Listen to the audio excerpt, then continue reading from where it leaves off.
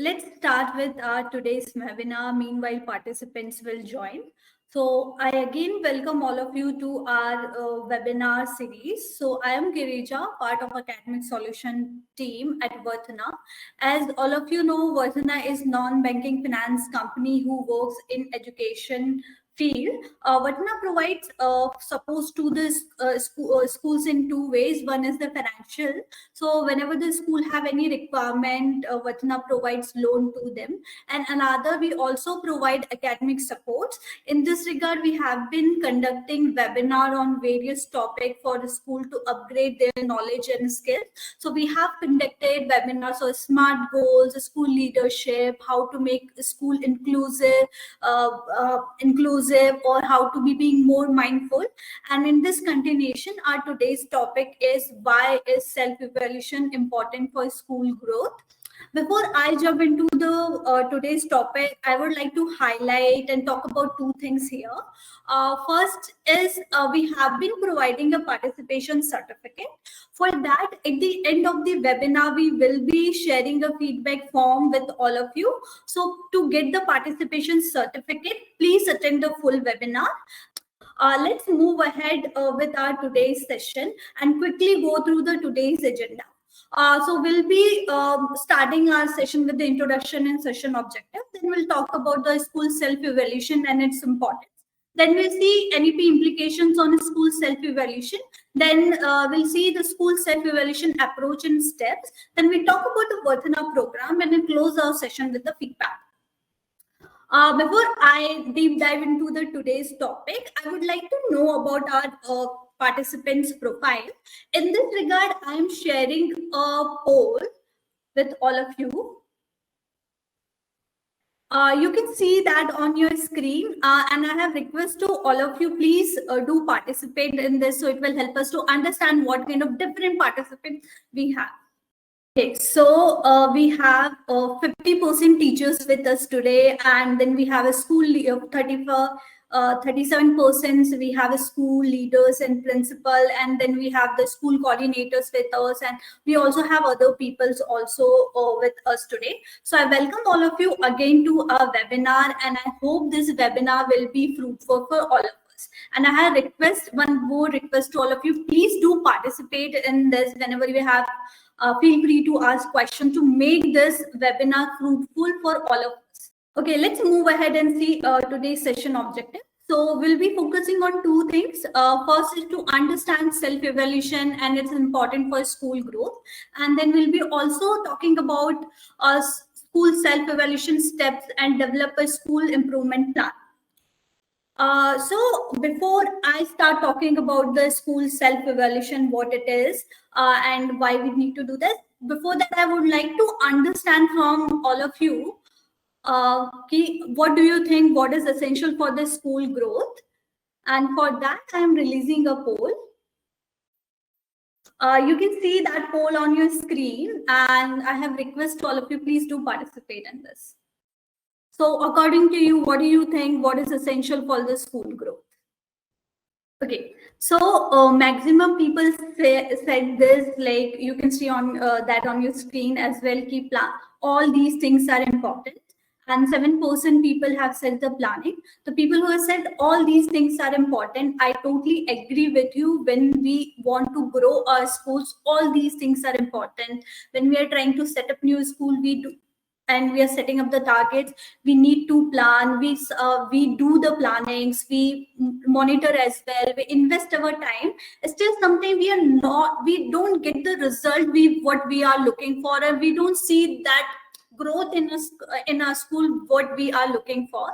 So sometimes it is not just only important to just have a goal. It is very important to have the right goal which can give you the right path, which can help you to grow in your school and in your journey, and that you can get through the school self-evaluation. So it is very important to pay attention on that element as well to get the desired results. So let's move ahead and see what is the school self-evaluation.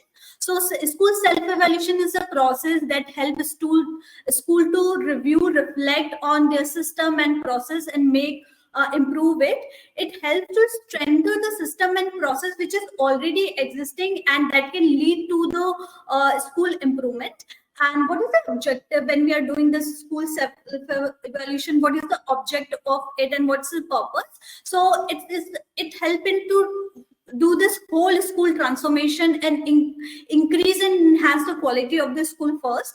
And it also create a space where all the stakeholders are coming together and making this professional judgment and decision for the school improvement and for the school growth.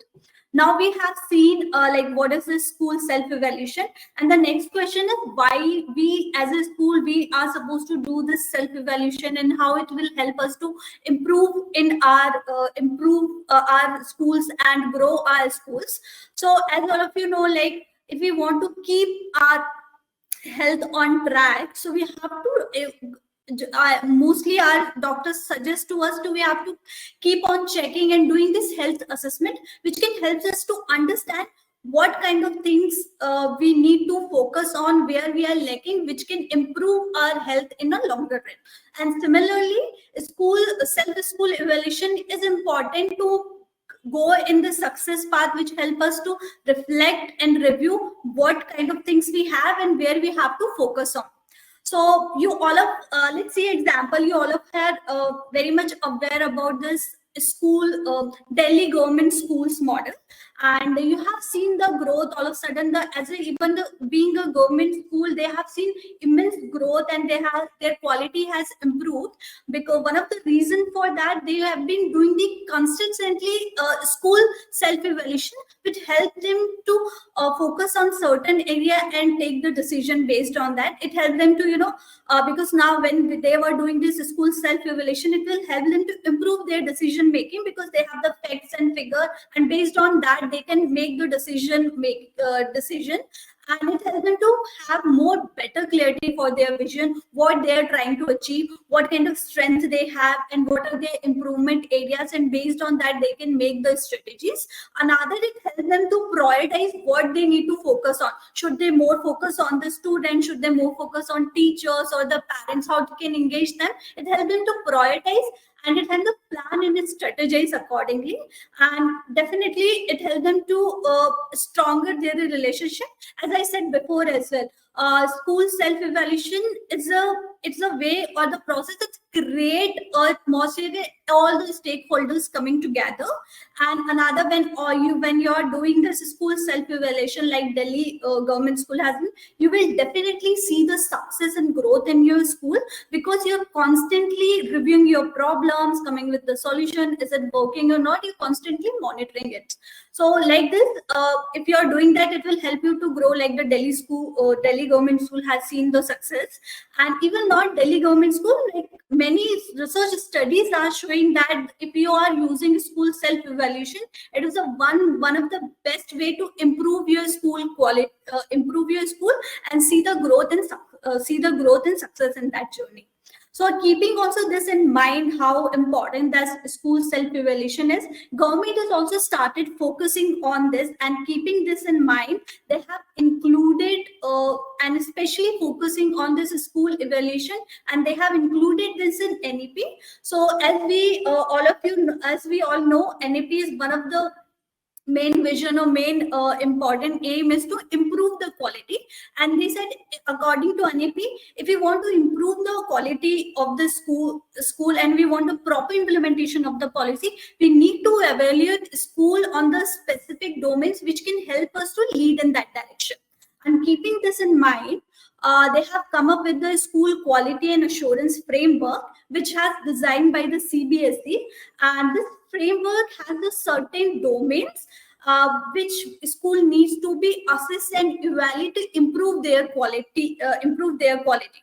So one domain is the curriculum and pedagogy, and they have given 40% maximum weightage to that domain, because it is the one of the core thing of the any school. Students are coming for the learning, and we should, as a school, we should mainly focus on our curriculum, what kind of pedagogies, learning outcomes and learning is happening. So that's why it has given the 40% weightage. Then another domain is the infrastructure. It has given the 10%. Why infrastructure? Is because learning also get impacted through the infrastructure, what kind of facilities you are giving to the students, what kind of amenities you are providing them. Another is the leadership. Leadership is a very important domain because as a school leader or the person who is leading it, it impacts the school growth and quality. It's very important to evaluate that as well. Then we have the management and governance. What kind of strategies management is making for student development, teacher development, and parent engagement. We need to evaluate that as well. And then we have the beneficiary satisfaction. Why? Because as I said, school self-evaluation is a process that every stakeholder is coming together. So it is very important to understand what they are feeling. So when we are doing the school self-evaluation, we should pay attention on them as well. And the inclusive practices, and we all know in NEPs one of the main motive is to make school more inclusive for all. So it should be evaluated based on what kind of inclusive practices schools is following. And the human resources in school environment, in climate environment, there apart from the teachers, there's a non-teaching staff as well. They're also participating in the school's process, so we need to evaluate them as well and provide the support to them. So keeping all these things in mind, they have designed this framework, and NEP has recommended every state will have their own standard authority, and they will be responsible for the reviewing the public and private school based on these parameters to maintain the minimum common standards of the school, so they can improve the quality, and the changes we are making through this policy, it get implemented properly. So now the government is also focusing, they have come up with their own parameters and they are doing from themselves. But as a school leader, as a school, as a teacher, we should also pay attention on our school self-evaluation, which can help us to get more clarity where we want to see our school, and it will help us to grow school more in a more effective way. So let's move ahead and see how as a school we by ourselves, how we can do this school self-evaluation. And for that, before I talk about this, I would like to understand from all of you first is, do you conduct a self-evaluation for your school? If you are conducting, then what do you assess when you evaluate your schools? So I would like to know from all of you and hear from all of you what kind of things you are implementing and doing in your schools. And for that, you can, if you have any thoughts, you can use this chat box, sorry, Q&A box. And if you want to speak, you can raise your hand as well. If you are doing this school self-evaluation, please feel free to share. We would like to know about it, what you are doing. It will help us to learn from each other. I just want, if it's okay, if you're nodding, just share your thoughts in the Q&A. Have you started doing this school self-evaluation, or you're thinking about it, or you have done something in past by yourself and any third party? You can just drop yes or no in the Q&A box.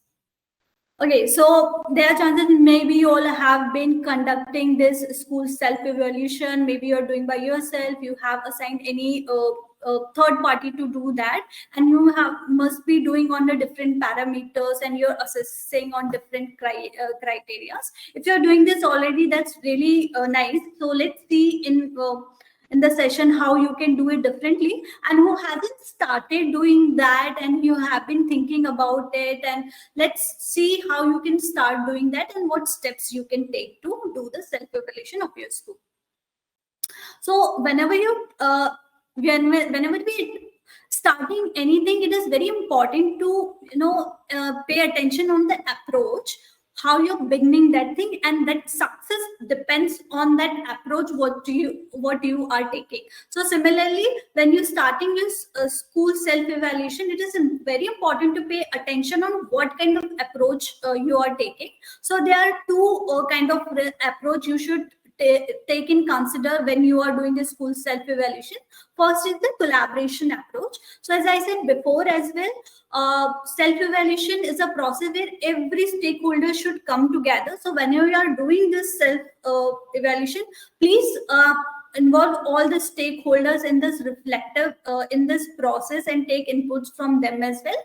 Another another approach you should take is the evidence-based approach. So whether gather the information from different sources, and based on that make the decision and judgment you think it's a good for your school and it's good for their growth.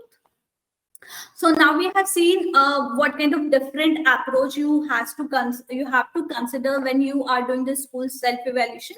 Let's move ahead and see how this process looks like and what steps you have to take when you are doing the school self-evaluation. So you can do the school self-evaluation in three step, and that's this process has divided into 3 steps. And the first step is the review step. So review is examining and checking something in order to get the decision for that. So for example, if my phone is not working and I have to should I take a new phone or I don't have to take a new phone? For that, I have to review my phone first. What kind of problem I am facing, where it is the problem, is the battery problem, it's a display problem. First, I have to review the phone, then I can take the decision. So similarly, you have to do for the school as well. And doing the self-evaluation, review what you're doing right now, where you are right now, and why you're doing what you're doing to understand more and better. Once you have done the review, next step is planning. So once I have done the review of my phone and based on the data I got, I will plan for the next step, and I will plan, should I go for a new phone or should I retain that phone? And similarly, based after the review, it will help you to plan what is working for you, what is not working for you, how to prioritize, what thing you have to focus more and first. And the very important is the time frame when you are doing the planning, because it will keep you on the track. Another third step is the implementation and monitoring. It is one of the important step of this school self-evaluation. What you have reviewed and planned, until unless you are not implementing and monitoring and tracking the progress and reviewing on the constantly, there is a chance that you can lose your path. So it's very important to do this monitoring and implementations as well. So now we have seen these 3 steps. Let's move ahead and see every step in detail and what we can do in each steps. As I said, review is the checking and examining things which can help you to take the decisions. So whenever we are reviewing something, we should have certain parameters and criteria. Based on that, you're gonna review something. So for example, if I have to purchase a new phone, I should have a certain criteria and parameters, what I'm looking in my phone and what are my expectations, and based on that I can take a decision. Am I looking the camera quality? Am I looking the battery backup? Am I looking for the screen display? So these can be the parameters, and based on that, I will review the phone and take the decision. So similarly, when you are starting your self-evaluation process, you also need to have this parameters to evaluate your scores. So how you can have these parameters? First can be the primary research. So if I am purchasing any phone, there are chances I can go to shop and get all the data by myself, and based on that I can make the parameters. Similarly, you can also do this primary research. Primary research is something you're doing by yourself. You're coming up the parameters, doing a survey with different stakeholders and identifying the parameters which are important for the school, parents, and the community. Another way is to secondary research. Maybe I can do the research by myself, and in the secondary research, I can refer who has already given the review based on their experience on that particular phone. It will help me to understand what criteria and parameter I should look for. So similarly, you can do in the self-evaluation as well. You can refer the research paper and summaries which the people have already done and shared with you, and will help us to understand what parameters you can also fit for your take in consideration during self-evaluation. Or also you can take various framework which has designed by the various countries which you still can be suitable for your school. And also you can take that the framework we have talked about which was designed by the CBSE. So it is very important, if you want to evaluate your school successfully, it is very important to have evaluate your school on various parameters, and these parameters can be infrastructure, management, teacher, inclusive practice, leadership, pedagogy. You can choose any one the area you want to look for, or you can have all the parameter based on your need and requirement at that time. Now we have set the parameters. Let's move ahead and see. Now we have the parameters. After setting the parameter, how the process will look like in the review. So now we have set the parameters, identify the parameters through the either from the primary research or the secondary research. Next steps is to have the input questions for this. Like, if once you decided the parameter, what you are looking in this school and what kind of result you want and what kind of question you should ask to get the clarity of this parameter. So for example, if I'm looking for a phone and I want a phone with a good camera quality can be one parameter. My input questions can be how many megapixel camera it has, and what kind of different photo mode it has, the night mode, day mode, portrait mode, and zoom in, zoom out features, what kind of different editing features it had. So based on these input questions, it will help me to know the parameters I have decided. The answer I'm looking from this parameter will, all these input questions help me to lead to these answers. So similarly, once you also decided the parameter for you, what you want to do the self-evaluation, second, you should have the input questions which can lead you to in that direction and get the desired result for that parameter. So here we can see the example is evaluation is a parameter, and the input questions can be various input questions which can help you to get more understanding about that. So questions can be: school ensure an optimal teacher student ratio, the school ensures 75% attendance of its students, teacher prepare balanced question paper to assess the performance of the students. So all the input question will help you to understand, evaluate your student learning process more effectively. So whatever the parameters you have, and based on that, your input question should be aligned to these parameters, and it will help you to get the result what you're looking for. So when you are doing this input questions, you can have two options: yes or no. Do you have these services, and do you have this thing in the data with you or not? And like this, you can do the self evaluate of different parameters of your school. And when you're doing this self evaluation, one thing is very important to keep in mind is like, you should not be like, when you're collecting a data regarding any input questions, and you have to put yes and no. So you should not be in the confusion mode. Like, either you should be yes, you know that question very well, so you should put yes, or no. Don't should say it maybe, or I'm not sure about that, because if you're not putting yes or no and just saying maybe, it will impact your result and you won't get the data what you're looking for. So for example, if you're putting a school ensures an optimal teacher student ratio maybe, and you're not sure about it, and if you have put up the maybe here, so it will impact your result. It won't give the result in which area you have to improve, and where your strength and whatever improvement areas you have to look for. So this is a way you can do set the different parameters and put the input questions between for the self-evaluate. And the next most important questions come to is, now we know the parameters, we have put up the input questions as well. How to collect the data? Like, how should we arrive on this answer? Either we should yes or no. How we can come on that answer? So for that, we have to do the data collection. Let's move ahead and see what is the data collection. It is very important when you are doing the review. So data collection is a process. You're gathering the information in a systematic way, unable to answer this stated question in a statement. It will help you to collect the evidence for each input question, and based on that you can take evidence based judgment or decision.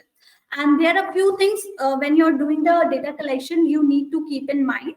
uh, you should not get the improper evidence or data, as I said before, right? You have to be sure about it. You have, either you're putting yes or no, otherwise it can mislead your findings and your judgment, and it can impact your the action plan you are working on for your school growth. So let's move ahead and see, like now we know the data collection, how we can gather this data, and what types of data we should look for when we are doing the data collection. So there's two kind of data you can collect. First is the quantitative data.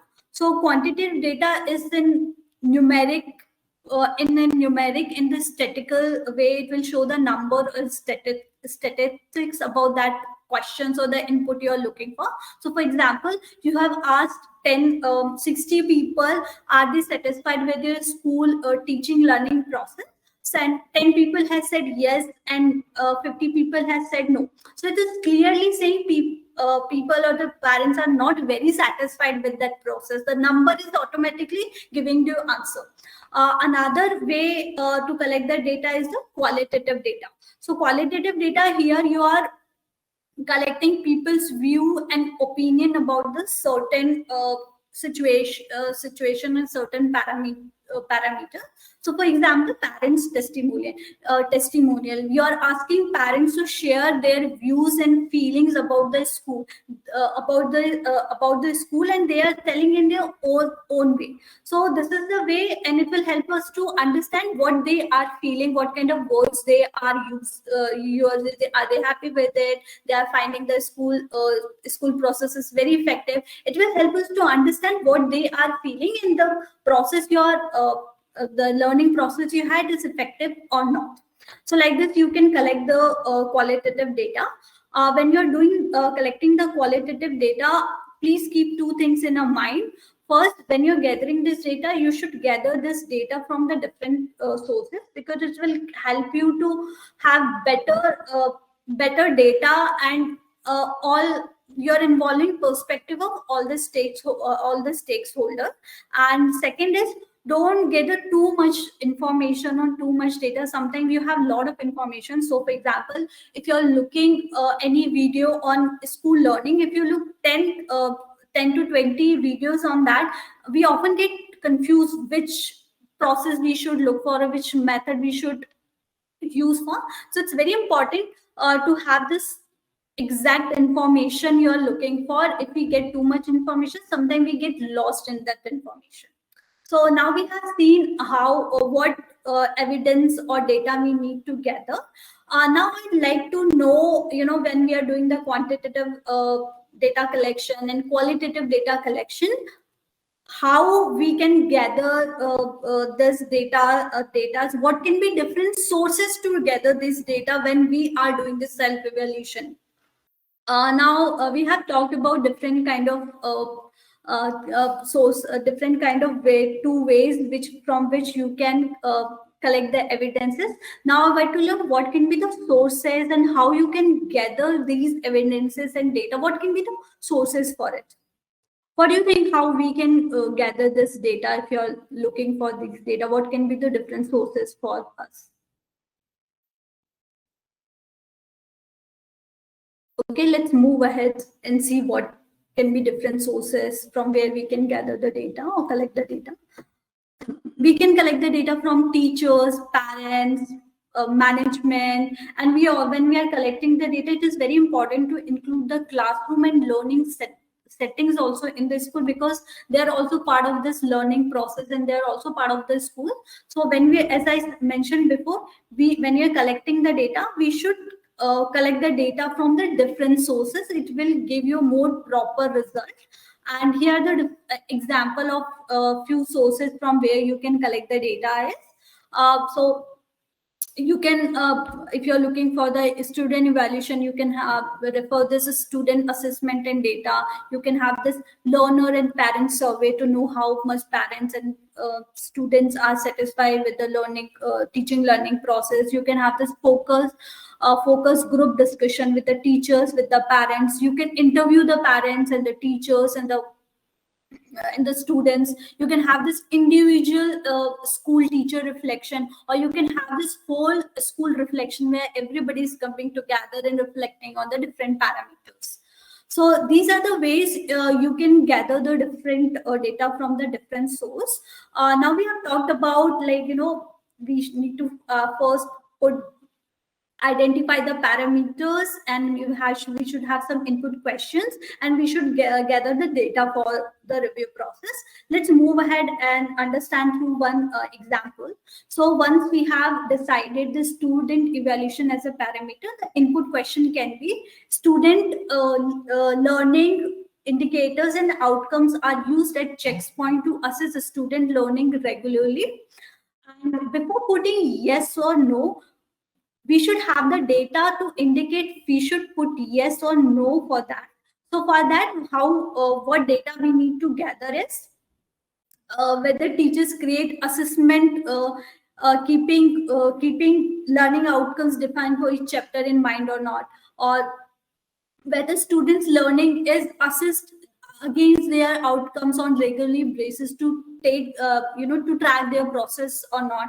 So these will help you to answer this yes or no. And from where you can gather this data is, you can refer this assessment record of the students. You can refer this assessment worksheet prepared by the teachers. You can use this teacher diary with the lesson plan, and you can use it, you can do this classroom observation and monitoring practices as well.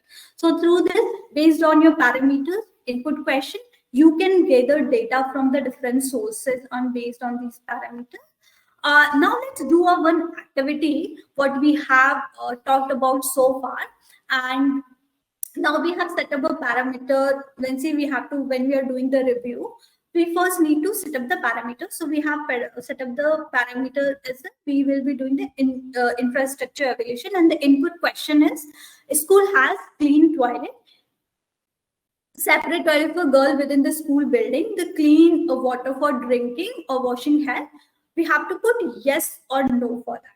So before putting yes or no, what do you think, from where, what data we should gather for this input question? And I would like to know from all of you, what do you think, what data we need to gather, and from where we need to gather this data? What do you think, what can be other ways, if you want to answer this question, what way data you should look for, and from where, what kind of data you should look for? From students and parents. Thank you, Chandraprabha sir. Students and parents, I get it, but what do you think? It should be more specific. What you want, even you're looking for the students, what you're gonna look from the students? What kind of questions you're gonna ask? What kind of records and the material you're gonna refer for that? Lower to upper stakeholder. Okay. Any more thoughts on this? Okay, the people who have said this, that's correct. All of you should include the parents and students and other stakeholders. But see, we have to be more specific when we are collecting this data for this particular the questions. So we can gather the data. How many number of separate toilets we have for boys and girls. It will help to understand, do we have the separate toilets or not. How cleaning staff maintaining cleaning protocols or not,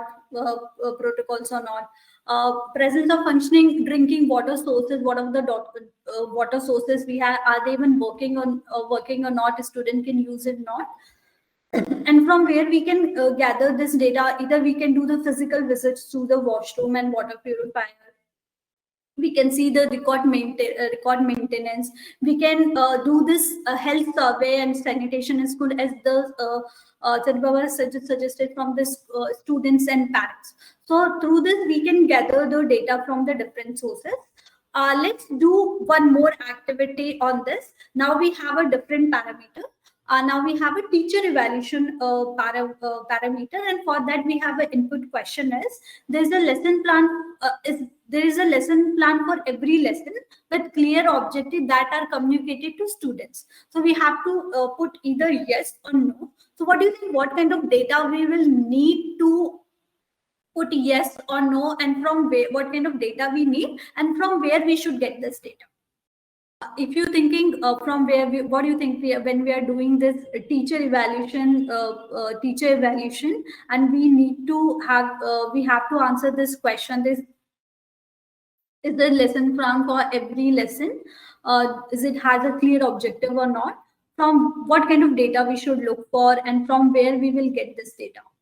Teachers are the best possible way to evaluate teach the students are the best possible to evaluate the student. Yes, they can be one of the person who can evaluate it, but I would say even they are evaluating this, what kind of data they should look to evaluate, and what kind of data they should refer, or what kind of documents reference they should look, which can help them to evaluate this question or evaluate even their own teachers.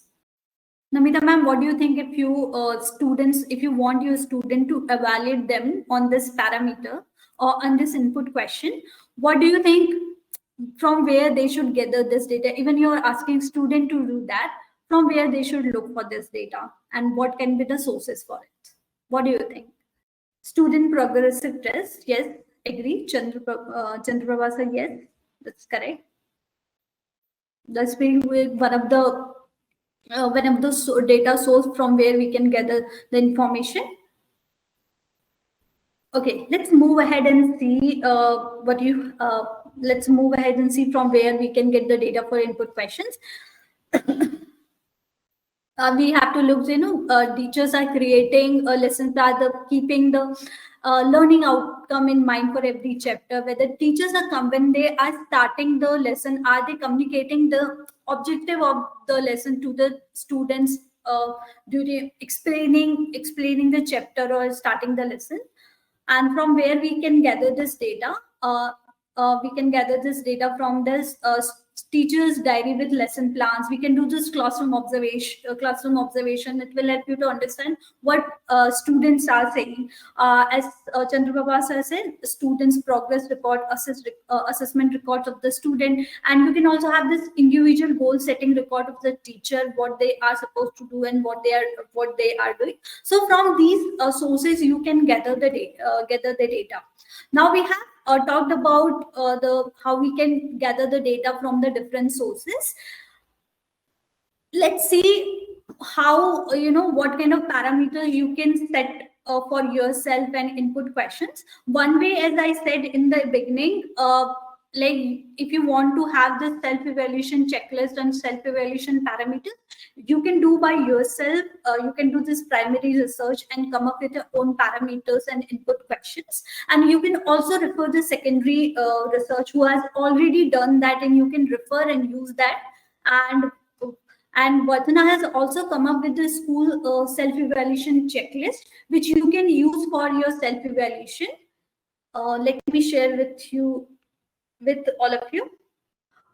You can see on the screen the school evaluation checklist. So Vatana with the intense research, as you know, Vatana works with a lot of school, and after intense research with them, we have come up on the certain parameters and input questions, which can help school evaluate themselves and make a proper decision, understand their strength and their improvement areas, and based on that, they can do the plannings.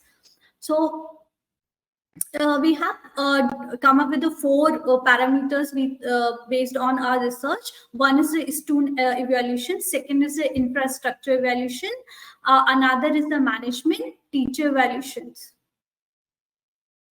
And you can see we in every evaluation we have certain questions which can help the student to evaluate themselves and know what they are what they are doing correct and where they are lacking and they can focus on. So for example, for the student evaluation, there are questions like varied assessment tools and techniques are used to assess the performance of the student. The schools ensure 75% attendance of its student. Then we have questions like school ensure an optimal teacher student ratio. We have also included the questions like school ensure to have appropriate curriculum framework for early childhood according to NEP standard. So these kind of questions to help you to understand what if for the student learning, what your strengths are and what you are really doing good and what are your weak areas and the areas you need to be focused on. Another parameter, we have the infrastructure parameter. So in this, we have the input questions like classrooms are well lighted, well ventilated, clean, and well organized. And entries and exits to schools are monitored or not. Schools has sufficient transport facility. We have included questions regarding NEP. School encourage the use of technology as per the NEP guidelines. Then again, we have in the management, we have the questions like the school involve parents in key student decision making. As I said, NEP is also focusing on that. Even school, we should involve all the stakeholders in the decision making when we are doing this school self evaluation. The school reviews the progress made towards achieving goals regularly. Another parameter, we have this teacher evaluation. Lesson plans are derived from the curriculum or textbook. Teaching and resource material are used to support learning. So different kind of what teachers are supposed to do and what they are doing, it will help them to reflect yourself and give the path where you need to focus on or lead on. So there are the four major parameters and criteria based on that the school can evaluate. But sometimes you don't have to do all these parameters on the one shot or at a one time. If you want to just focus on one student evaluation, you can just focus on for the student evaluation and get this do this evaluation based on this input questions. Then if you think you have to only focus on the infrastructure evaluation, then you don't have to do all these parameters at the one time. You can divide the time. In 1 month you can focus on the student evaluation, after 2 months you can focus on the infrastructure evaluation based on your time and availability of the resources. It is totally depend on you how you want to do it. And as we in the beginning, we have also talked about there are another resources which you can use as that school quality assessment and assurance. As we talk, NEP also has developed their own domains and the framework to assure the quality of the school. If anyway the Varthana checklist it's complete in itself, it will help to reflect and review your school. But if you want more other perspective, other resources, you can refer that as well. From here you can have you can refer a question. It is very in depth the document which have different kind of domains which you have talked about. So we talked about they have the monitoring checklist, teacher interaction form, classroom observation skills, safety checklist, scorecard, how you can do that. And if you want to refer, you do not need to use all based on your needs and requirement. You can refer from this. So, for example, the domains we have talked about, the domains the NEP has suggested the school need to focus on. These are the parameters and statement is designed by them. If you are looking for the curriculum planning one domain, and you should say yes for that or leave the blank. And what kind of, if you're even saying the yes, what kind of supporting evidence you have. As we talked about the data collection, whenever we are talking about saying yes or no, we should have the evidence and data for that, and they are also focusing on that, what kind of evidence and records you have to say yes or no for that. So you can refer one of this document. So we have seen a sample of self-evaluation checklist, and you will get all these sample in the handouts we will be giving to you. So let's move ahead and see our next step. That is the school improvement plan. Now we have reviewed all the, we have set the parameters, reviewed our school, and the next step is the planning. So planning is the process where you are setting some targets or the goals you want to work, you will be working on, and it has you will be working on then what kind of actions you will require to achieve these goals. And when you're doing this school improvement plan, few things you need to keep in mind is, like, first is also whenever you are, once you decided your goal, you should also assign a person who will be responsible for this taking action and who will be accountable for that goal and that responsibility. And it is very important to check are our targets achieved or now. That for that we should have specific parameters or measurements to check that. And it is very important when we are doing the school improvement plan, it is very important to have this time frame. In this particular time we want to achieve our target. So for example, we want to focus on students on the English, maths, English subject. How long you want to focus on, for 2 months, 3 months, depending, then set a based on that, set a target. So this is how you can make your improvement plan, have the goals, then responsible person, then how you can make parameters to measure that, and time frame for that. And we have conducted a session on this smart goal setting. If you want to know more about it, and it will help you to make your school improvement plan in more better way, you can refer that. In that we have talked about it, how school can have this small goal settings for themselves, the teachers and the different kind of the stakeholders to improve themselves. That session is put up on our Varthana channel, so please feel free to watch that. So here is one template which you can use for the school improvement plan.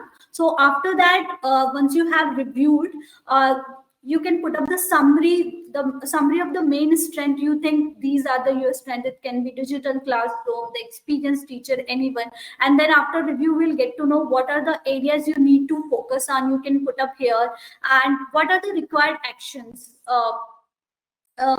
you have to take when you are achieving that target. The person who will be responsible for taking the steps, or who will be accountable for that, time frame, again success criteria and measurement outcome, and revised date. So you can use this school improvement template plan. It's very important to have these kind of templates, and everything is written, so whenever we come, we have something to refer to it, and it's very easy to track what kind of, what were the improvement area, what were our plans, and who will be responsible to take the track what we have decided about our plan. And now next step, we have the implementation and monitoring. We have a plan, but if we are not implementing on something and you're not monitoring it, we won't get the success we are looking for. Just making plan is not enough. We have to take action towards it, and we have to constantly monitor that as well. Okay, are we able to achieve that the target or not? We have to revisit what kind of support and what we have to alter these action plans and the goals if we need, if we have to. So for that, we have to constantly monitor our plans and how we are implementing our goals. And again, you can use this template. You can see you can add this in a school improvement plan at the end. You can have the time framework for action, how long you want to achieve that target, what are the success and measurable outcomes you are thinking for, and what do you think when you can come and review all these actions you have taken. So like this, you can make your school improvement plan, and you can monitor what you have decided and how it is implementing. Let's move what we have talked about so far on the school improvement and school improvement plans. Let's move ahead and see the sample of it. So now once we have done the review and collected the data and come up certain things. So based on that, we can make the school improvement plan. So first, as I said, you can have this summary of main strengths. So based on review, we get to know the school has a good tracking student outcome. School is good at adopting new trends and follow them. What are the areas school needs to focus on? Individual student growth and developing skill building activities. They should focus more on this, making assessment more inclusive. Now we know what are the areas school has to work on.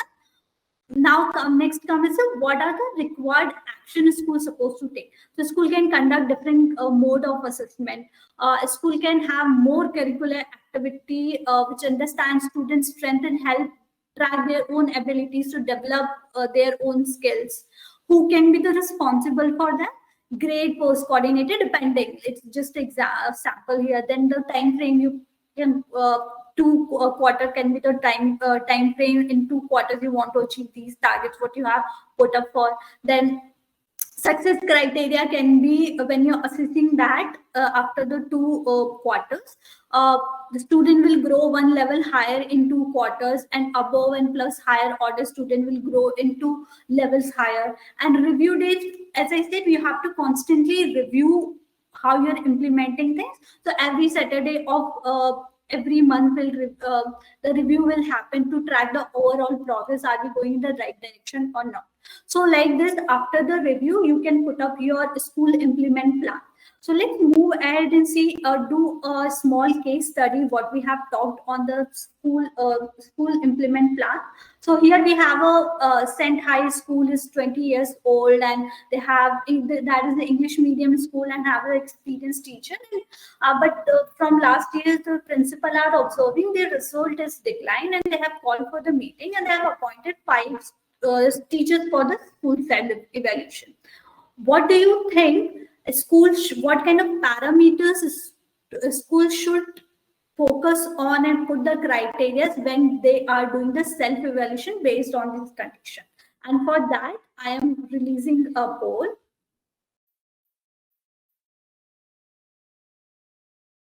You can see that poll on your screen. So you have the school who is 25 years old, and they are thinking their result in decline, and they have to do the school evaluation. What do you think? What kind of parameters they should consider when they are doing it to improve their result, and why their result is declined?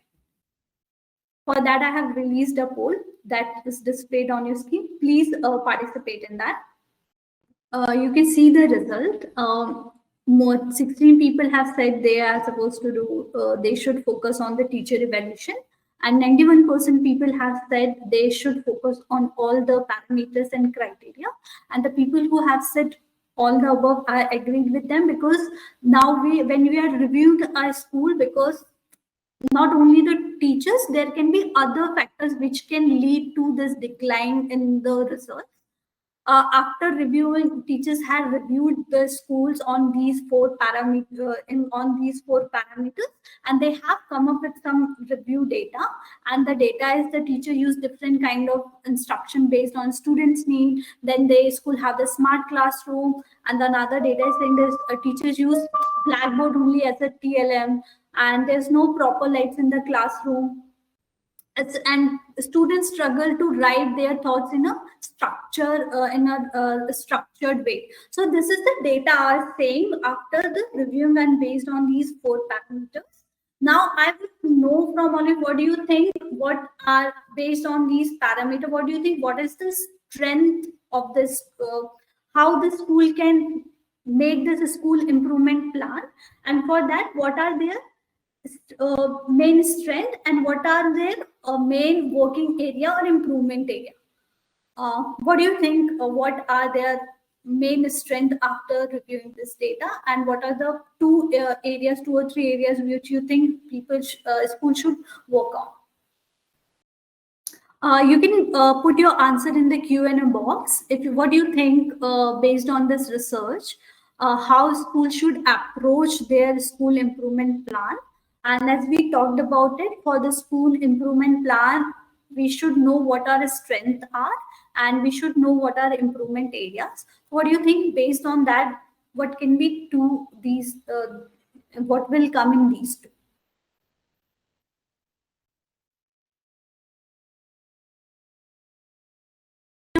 If you think what can be their strength and improve, just feel free to, you can raise your hand or you can share your thoughts in the Q&A box. Okay, let's move ahead and see. Meanwhile, if you come up with something, if you want to add something, please feel free to add. So that two main strengths are, they are using this in technology, which is making class more inclusive, and they are using different kind of instruction to cater the needs of different students. There, these main strength are. And improvement area, first, the infrastructure, there is no proper light within the classroom, so they should focus on. And because even though they have the technology and they have the smart classroom, but still the teachers are not using it. They are only using the blackboards as a TLM. They're not using the technology smart classroom for that. So that can be their improvement area.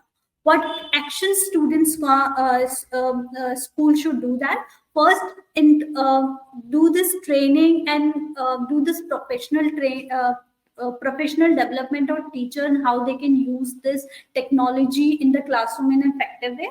Another action, they can have the sufficient light sources in the classroom. And how they can measure this, whatever they actions and target they have set up, is it like completed or not? So they, every school, one criteria for the Lightroom, every classroom should have this electric bulbs in the classrooms, and the 60% of the students achieve a level of 3 and 4 in their final writing pieces, because they were struggling to put their thoughts in a writing or more structured way. And who can be the responsible person, time frame of action and reviewing, depending on the resource availability. It can refer or it can be depending on when you want to review this and when you have in the resources, the schools resources available with the school. So like this, you can based on these situations, you can set up your parameters, collect the data, and have this school improvement plan. And with that, we are coming to the end of our session. So let's summarize our session, what we have learned so far and talked so far. So we have talked about the school self-evaluation and its importance. So self-evaluation is a process where schools review and reflect their processes and system. It will help to improve the learning and growth of school. The self-evaluation school self-evaluation parameters, school based on that, school can review themselves, curriculum, pedagogy, management, human resources, beneficiary satisfaction, and infrastructure, and what the steps look like, and what are the steps a school should take when they are doing the self-evaluation. First, they can review what they are doing now, what is, if they are doing, why they are doing this. Then they, based on that review and data collected, they can do the plan, what is working, what is not working, how they can prioritize which area they should focus on, then the time, put the timeline for that, and the monitor, how track their progress, and is that making any, whatever the steps they are taking, is it making any difference, and how they can improve it better. So this is, so far we have talked about in our session. And if you have, I will pause here. If you have any questions, please feel free to ask. You can raise your hands, and if you want to say something, you can use the Q&A box as well. So Dr. Rakesh Kumar has asked how make more school resilient infrastructure. So sir, like, and as we said, right, how we can make it more resilient.